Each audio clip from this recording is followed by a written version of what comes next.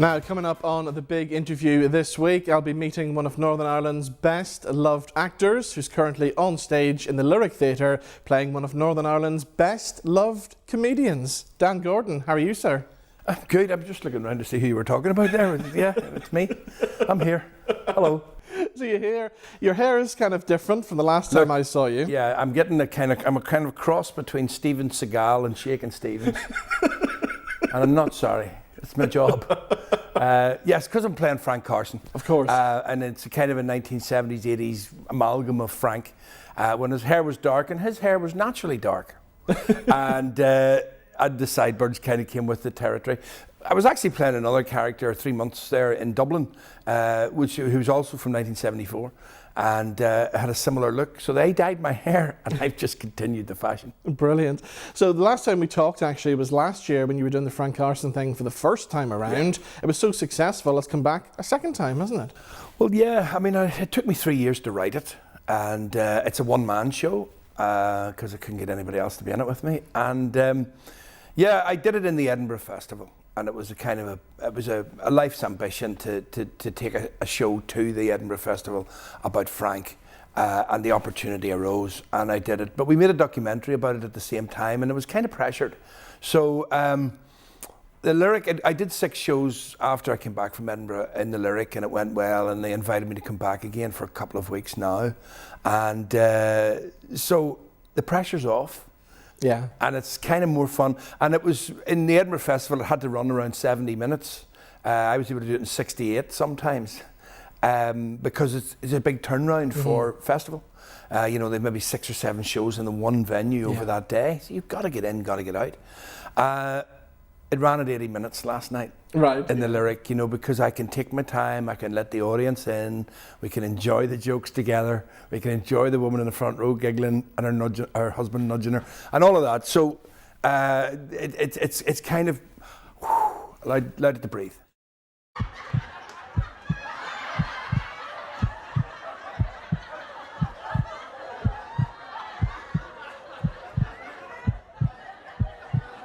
And the rest, as I say, is history.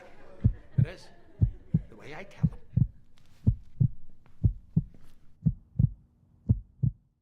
What about Frank's family? Have they seen the show? Oh yeah, I mean it was Frank's family who actually came along to me. I was doing another show that I'd written about my own father called The Boat Factory. My father was a shipyard worker at one time, and I did a 2-hander. We did it in Edinburgh, we did it around the world, we did it in New York, we did it in England. We were in the King's Head in London, and the late, sadly, Ian Dugan brought Tony Carson along. He had an involvement with the Carson bursaries in the family. Brought Tony along and they said, would you do one about my dad? And I went, no, I can't. I don't know him, he's not my dad. But I got interested, and then material appeared that I could use, and I worked on it for 3 years. I mean, I was kind of on it and off it and on it and off it, and it's the gestation period of writing something can be quite a long time to try and get it right. And was there a worry that the family weren't going to like it? Did that ever cross your mind? Yes. I mean, I was told by people who have made documentaries about living in individuals who their families are still around. And in my research, I then looked at many of the television biographies that were made, everything from Trevor Eve as Hughie Green, Michael Sheen as Kenneth Williams, David Walliams as Frankie Howard, and also there was one made about Tommy Cooper by David Threlfall, and it was received very badly by the family, you know. And I could see different family involvements in some of those things, and most of them turned out well, but I was conscious that I wanted to make it that the family wouldn't be annoyed about it, but at the same time they gave me free rein, and there are warts and all. I mean, his relationship with his father wasn't a good relationship, and you know, there's a few little secrets pop out throughout the play that are kind of, really? You know? And they were comfortable enough with that, which was very good of them. And I love the title of the show, Rebel Without a Pause, because that describes Frank in one sentence, doesn't it? It was Frank's title. Yeah. Frank made a list of book titles if he was ever going to do an autobiography, which he never did. He had 3 aborted attempts at it with different ghostwriters and himself. And I think he probably would have called his biography It's the Way I Tell Him, or It's a Cracker. Yeah. But down the list was Frank Carson, A Rebel Without a Pause, because somebody had said that to him one time, and I liked that. I Yeah. thought, well, as a tribute to him as well, I'll use that. How easy was it to transform yourself into Frank? Well, we have a kind of similar DNA. I mean, we're from Belfast. He's from North Belfast, I'm from East Belfast. But we had that industrial heritage thing. We had that work ethic thing. You know, I'm from the Protestant community. He's from the Catholic community. But that didn't matter because we're both in the comedy community. And he actually at one time had worked in the shipyard as a plasterer, but most of the jobs Frank did, he got booted out of because he was too busy talking to people, telling them jokes. Yeah. He started very early on. He won well, he came second in a talent show in the Gaiety Cinema in Upper North Street. And he was there on Protestant night, so it was pretty good because he was, you know, they split the week between the two. And he accidentally did on Protestant night, came second. He was beaten by a singing dog. And he got half a crown for that, right. And they said the only reason he lost was it was a Protestant dog. But so he got the taste for it very early on, performing talent shows and variety shows, the Troxy on the Shore Road, the big cinemas, and there's a big history of cinema in Belfast at that particular time. But they were starting to find that they had big barns of cinema. And after the films, there was space to do something else, so they turned them back into theatres and had midnight matinees and talent shows and other things going on. So Frank got a taste at that point. So transforming into him, I mean, I was standing on stage in the Isle of Man when I was 6 telling bad jokes, you know, at a talent show. I can remember doing that. And we just have a similar kind of, we physically are similar, and our outlook, I think, is similar as well. We want people to love us. Yeah. Frank was in the army as well. He was in the parachute regiment, wasn't he? Yes, people forget about it as well. For some people, Frank Carson served in the Middle East 1945 to 48. Well, he was in the parachute regiment for 3.5 years. He was in the Middle East for 2.5 years. And it was an extraordinary time, and I revealed some of that in the play. But it was about, he talks about it, you know, I was 18, the war was ending, my dad was no use. I had to get out of Belfast, same as his brother. His brother went to sea. Sadly, his brother was in the Merchant Navy and was torpedoed in just off the coast of Ireland in 1940, December, just shortly after joining and doing his first trip. And that affected Frank very badly. But Johnny went to sea, and Frank, he joined the army, because it seemed the only way out to get a job. He couldn't get a job. His father was a paper boy, unloaded and distributed newspapers for Menzies at the docks. He was called the oldest newsboy in Belfast. But his own father had been in the British Army in the First War and the Navy in the Second. He said he served in 14 different ships. He was sunk that many times. He said, we thought he was on a submarine.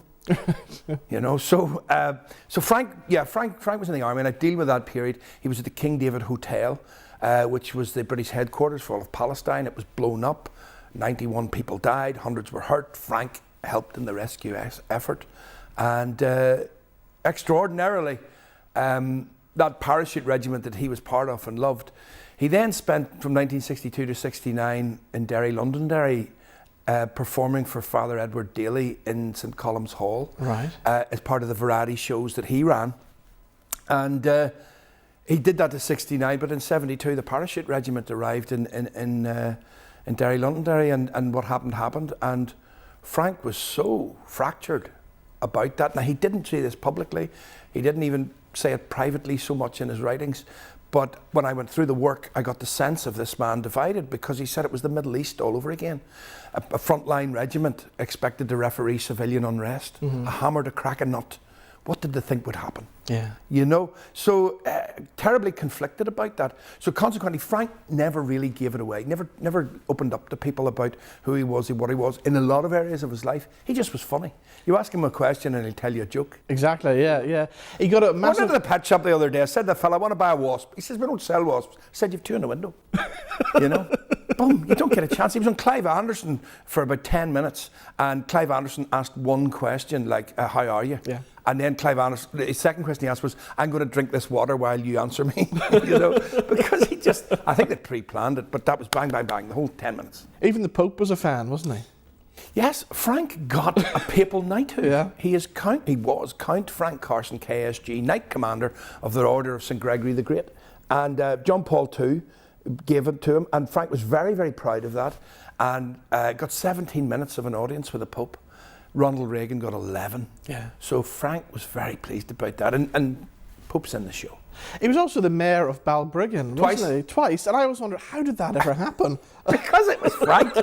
He was a non-executive mayor of Balbriggan from 1990 to 1999 on and off. And in fact, his old accountant in Balbriggan is trying to have a roundabout renamed after him. The Frank Carson roundabout. But he was the mayor. It was a non-executive role, so he didn't have too much to do. And it was him and a butcher in the town who went up for it, and Frank won it and was very pleased. Yeah. Brilliant. Of course, you must also deal with the period in the 70s when he was in the Comedians, with all those well-known comedians of that period. Frank was kind of the only one of those guys who didn't want to go down the adult route, the adult comedy route, did he? Well, yeah, yes and no. Frank was persuaded into doing a DVD of what they would have called blue jokes.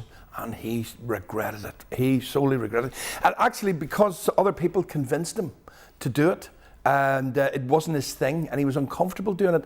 And I've seen it, and he didn't own a copy. I've seen it, and you have a sense that he's uncomfortable doing it. Others that came naturally too, like Bernard Manning. Yeah. But Frank did that. But the majority of his work, no, it was very clean. But his mother-in-law jokes and wife jokes, which all are now a bit dated. But I used them in the show because it was part of who he was and what he did. So my mother-in-law, I just bought her a beautiful new chair for Christmas. Just can't get her to plug it in. So it's that sort of thing. My wife, she talks through her nose, her mouth's worn out. It's a birthday soon. I said, what would you like for your birthday? She says, I want a divorce. So I wasn't planning on spending that much. So it's those old kind of jokes that I grew up watching and listening to. And yes, they are misogynistic and so on. They're of their time. And I think people recognise that in the show. I mean, I have deliberately jokes in there that I think are not really that funny. But again, it's the way he tells them. Yeah. And it's to demonstrate the point that Frank did that at that time. I can't shy away from it. I can't say he didn't do wife jokes and mother-in-law jokes, you know, but he did a lot of very funny stuff as well, you know, and I try to counterpoint the serious stuff with the jokes. You only met Frank once, didn't you? That's right. You're very good on your research. I did. I met him backstage in the BBC. We were doing a programme about the shipyard.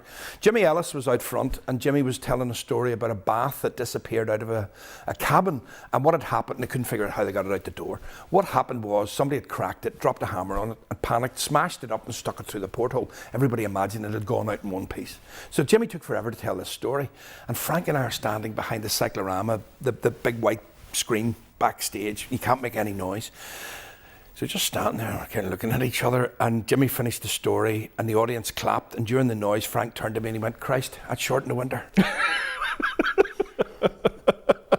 So, you know, and that's the only thing he ever said to me. Yeah. And I so wish I could get an hour or two with him now. Yeah. Because knowing what I know, having read what he wrote, he left some tapes from writing the biography, but again, there's stuff in there that he was an inveterate liar. I mean, he lied for a living. He made stuff up. So there's stories in it, you know. There was one about a big jewellery robbery and so on, and about how the guy in the end got involved in a murder and tried to cover it up, and then was hanged in the Crumlin Road jail. And the girl who was interviewing him said, "Is that true?" And he said, "No." And I even went to the trouble of checking up who had been hanged in the jail, and of course the name isn't there. You know, and I thought, well, why do you do that? It was part of a book, but he loved storytelling. He loved making things up. I think he'd have been a great novelist in another life, you know. It must have been great as well to go back to Blackpool and do the TV show that you did last year. Yeah, Blackpool. Well, I mean, I'd never been to Blackpool. Really? No, and it's the Las Vegas of the North. Yeah. Piers and pubs and penny arcades and trams and tourists. Tourists, there's 17 million of them. And there's still up to 17 million going to Blackpool. I mean, the railways took them there in Victorian times. All the piers appeared. And it's kind of bygone days, you know, the faded glory. I was in the North Pier where Bruce Forsyth, Charlie Drake, all the big names, Ruby Murray, had all appeared over the years, and the posters are around the walls. And of course, Frank spent seasons there, and he only lived up the road because he lived in Blackpool a lot of his life. And it was extraordinary to be in that place. It was like visiting Lourdes or something like that, you know, kind of comedy Lourdes. Yeah. And I was standing doing a piece to camera, leaning on the platform of the stage, you know, and I heard it, boogadaboo, boogadaboo. And inside the stage, there was a pigeon, and I hit the stage and slapped it, and I went, boogadaboo. And you could underneath the outside, you could hear stuff rattling against the structure of the pier, and you're thinking, this is like half a mile out to sea here. How long is this going to stay up? And a massive, like an aircraft hangar just full of seats, all on the one level. It must have been extraordinary in its time. You've mentioned already coming from East Belfast, and I know watching various documentaries over the years, that's something you're very proud of. Yes, I am. I mean, I'm a real kind of home bird. It's a bit sad. I do love travelling. I do love going to places, and particularly when I'm working there as well. You know, I'm not a good holiday maker or tourist. If I'm working in a place, it gives me a real sense of wanting to be part of it and being there and belonging. But I have a very strong sense of Belfast as a whole, East Belfast particularly, just because it turned me into what I am and who I am, and my heritage, my family are all from there. How did you get the acting bug? Because you didn't come from a showbiz family. No, I didn't. My school, I went to school in Hollywood, County Down, and there was a couple of teachers, you know, just you're very lucky if you meet the right teacher, and I think a lot of us do, and even now, you know, people in other jobs will go, I had a great English teacher, I had a great French teacher, I had a great whatever teacher who just inspired me and made time for me and made me feel like I was special. And yeah, so I was very lucky. I had several of those throughout my career, all with interests in literature, all with interests in drama and theatre. And this guy, Charlie Grime, who used to do the plays in the school, he did Shakespeare every year from fourth year. And my first year, fourth year, I was in the Merry Wives of Windsor, and the guy who played Falstaff was Dermot Murnaghan from Sky News. Wow. John J.F.D. Northover, who used to direct If I Get News for You. Tommy Beattie, who ran the Northern Ballet, I think. Wallace McDowell, who was a production manager in the Lyric, now Professor of Drama in Warwick. That's just 4 names. Oh yes, and Darren Cave, the rugby player's father. Right. Yeah, that's probably my biggest boast. I knew his dad. So yeah. I mean, that was just one tranche of people going through the school at that time, and Charlie inspired, and the school inspired, and other teachers inspired as well. So from there, I went to teacher training college because I knew nothing about drama schools, and it was just something that we wouldn't have done, and you know. So I went to Strathmillis, I did drama and English and PE.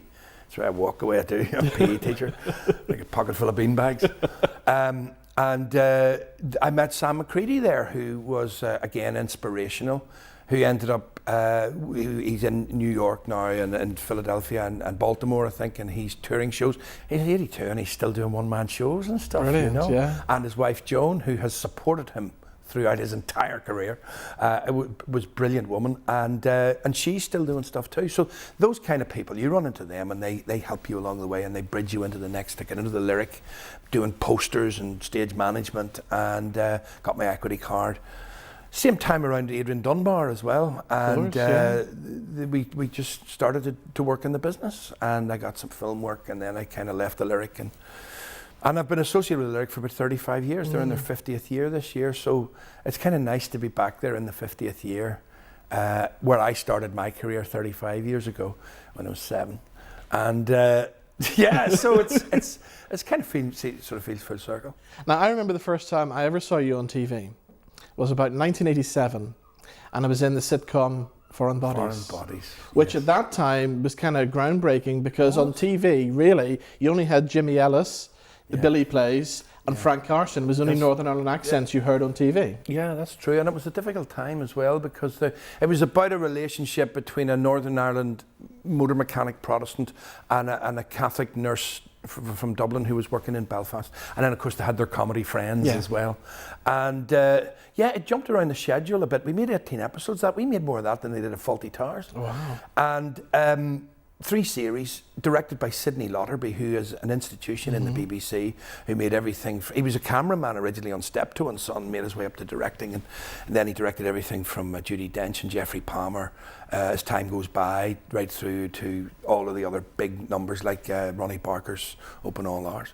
So Sid Lotterby directed it. Graham Reid, who wrote the Billy plays, and Bernard Farrell, who is a very fine playwright from Dublin and had been writing for television. They wrote it, but it was good fun, and it was clean, kind of. It was, it was very safe actually. What it was, But the idea that it was a Protestant-Catholic relationship in those days was quite shocking. Brilliant. you know. And of course, another role later on in your career that you became well known, of course, was Red Hand Luke in Give My Red Headpiece. Hand Luke. I had almost forgotten about him. yes, Give My Headpiece. We made more of that than they did a Star Trek. Exactly, yeah. Yeah.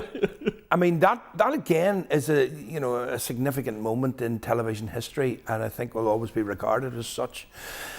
I mean, we even made some more recently. The lads made more because they just like the money. And, but, I think particularly in the early days, it was groundbreaking stuff because it was satirical, it was sharp. I think they've taken over now with the Blame Game. Yeah. And they do that with the Blame Game really well. Yeah. And I'm glad that they've got something else new moving it on. And the other guys are doing fantastic work in other areas of television. I mean, Damon was Oscar nominated for the Crush short film. Damon Quinn, who plays Cal. And Michael's been directing away. Michael McDowell, who plays Billy. So it was of its time. Yes, I loved playing Red Hand Luke. Looking back over your career, for all the plays you've done, the lyric and all the other stuff, what's been your favourite roles? Favourite roles? That's a difficult question. I mean, I did a show called A Night in November by Mary Jones. Again, I've been tended to go towards new writing and new things. I mean, even the Hole in the Wall Gang stuff was new stuff, and that was in the studios up at Balmoral. Mm-hmm. They did a show called The Show a way back, and out of that developed those characters. I was playing a character called Blackie Black, who became Red Hand Luke, and Big Mervyn was there in a different form, played by Tim Lone, and then Brian Hogg, BJ, took it over.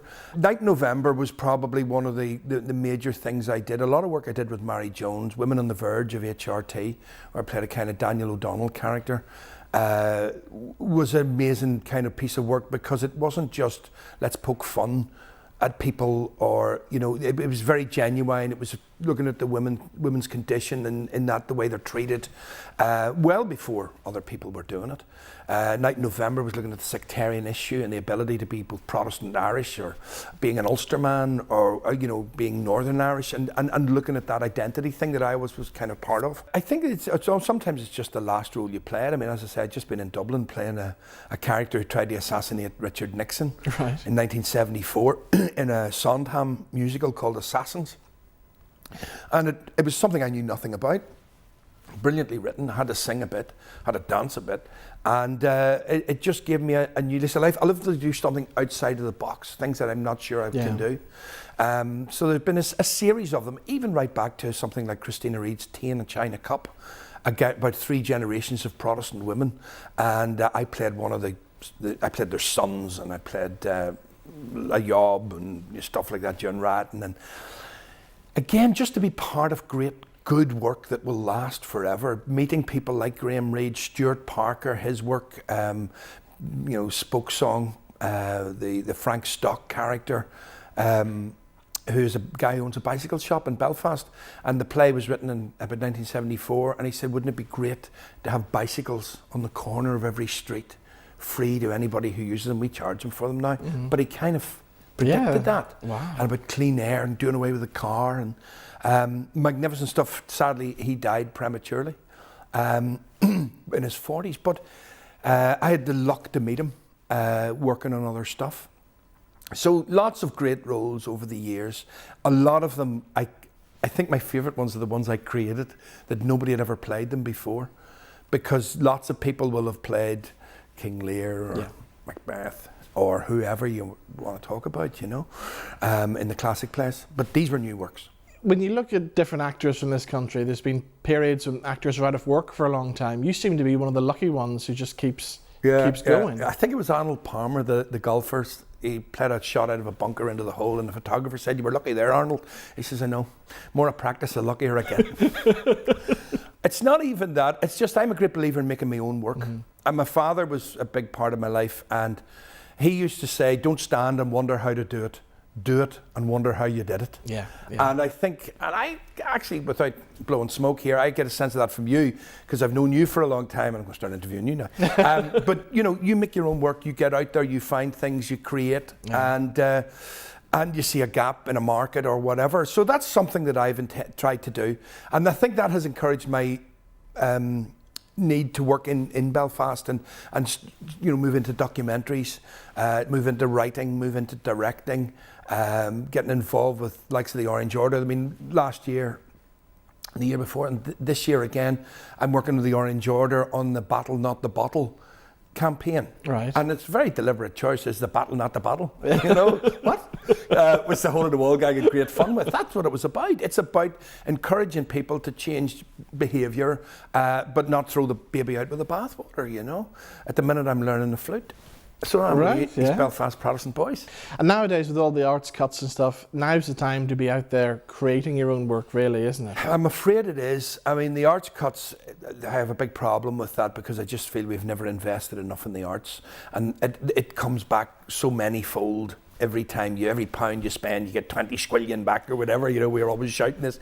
And it has been proven, I don't have those figures to my fingertips, but I know that a society that has lots of sculptures around the place that attracts tourists, even somewhere like Dublin where I've been working for the last lot of months, it's bunged with tourists, people looking at the Spike and people coming down to the various things that are happening and looking at the history of the city. We're starting to discover that. I mean, the Titanic, and which was all right when she left us. Yeah. The Titanic building, I'm afraid to say it's because it's not a museum and you're not supposed to call it visitor attraction. Visitor attraction. Number one in the world. And the Causeway, Yeah. and all the Bushmills Distillery, the North Coast, and then all around over in Fermanagh. I mean, there's so much around, and I think we just need to exploit and explore that much, and stop fighting about the petty stuff. Yeah. See, I'm going to get political now, but I stop. So your Frank Carson show runs until the 30th of June at the It Lyric? does. It's something that I just enjoy doing at the minute. It's been great fun reliving this man, bringing him back. His son Tony was there last night again. And Tony lives in Spain. He came over especially from Spain, made the trip with his wife and his daughter, just to revisit seeing his father. And I can understand that, anyone who ever had a father, I think they'll get it, So this is Frank Carson, news at 10, sober. So once you finish with Frank, what's next for you? Next for me is the history of the piece, according to my ma, which is going to be in Armagh in the Opera House and then on tour with Martin Lynch, Alan McKee and Conor Grimes. We did it before, they're bringing it back. And I'm also doing a new work with Mary Jones and Ian McElhenney, who's been in the Grand Opera House studio called Archie and Mehetable, something very different from anything Mary Jones has ever done before. It's very exciting. So then after that, I'm doing a thing with the Orange Order for Armistice. And I'm also doing some stuff for a pantomime in Dundee. So Right, okay. I'm heading over there to direct a pantomime. So I'm busy. It's good. But if you're from the tax office, I'm not doing that well. Dan, it's been great talking to Thank you. you very much. As always, thank you.